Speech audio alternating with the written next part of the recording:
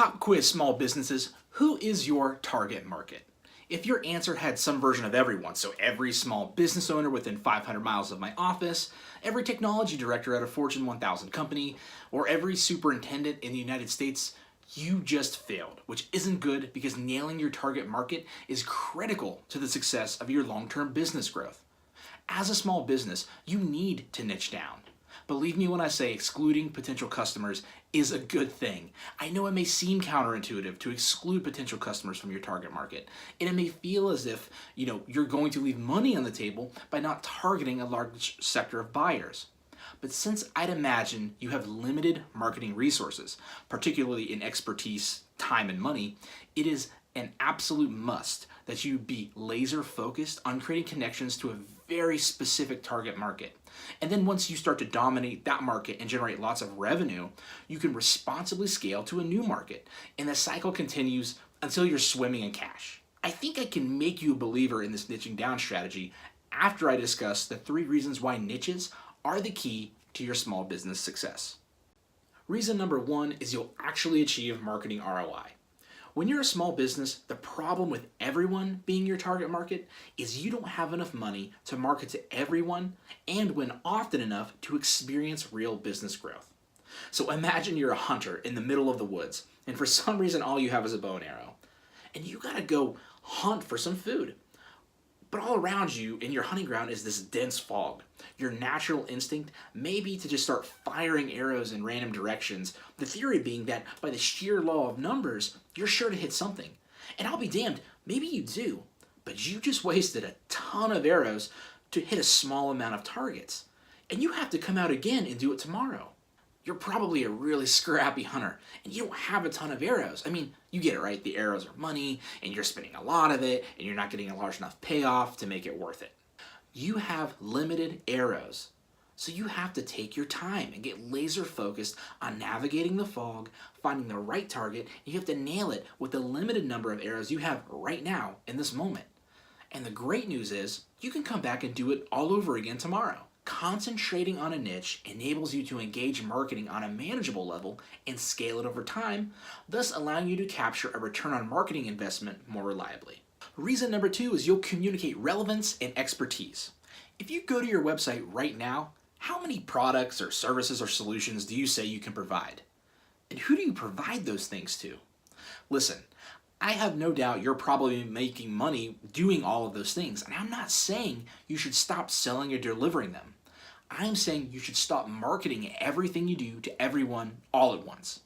When you mass market, your messaging is unfocused, your content is likely largely irrelevant, and you're not getting mind share from your customers.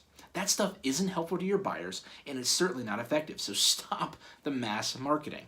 Instead, focus on solving a specific set of problems for a niche target market.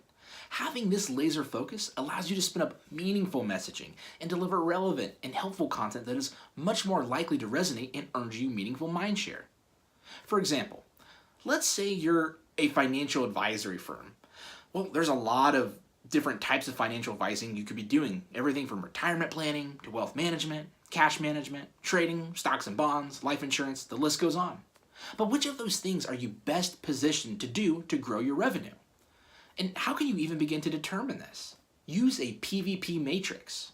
The PVP matrix is a simple tool that helps you identify what target market you should serve based off a scoring criteria around these areas. Personal fulfillment. How much you enjoy serving this target market. Value to the marketplace. How in demand is the service that you're providing to your target market? And profitability. How much revenue can you net from servicing this market? You select the target markets in question and rate each of those areas from a scale of 1 to 10, 1 being undesirable and 10 being most desirable. Tally up your scores for each of your target markets, and voila! The target market with the highest score is what you should focus on marketing or developing first. By the way, you can find a link to download this template at the end of my video. So with that in mind, what if you repositioned yourself as a fiduciary advisor and you focused your marketing efforts solely on growing your wealth management business? Being a fiduciary advisor niches you down into a subset of financial advisory services and narrows your target market. And now, since you've committed to marketing to wealth management customers, you have defined an even more focused target market, People with networks of $10 million in the state of Ohio. I'm making that up, but you get the point. I just want to reiterate because this is a really important part of the strategy. So I'll say it again. Concentrate on dominating one niche at a time.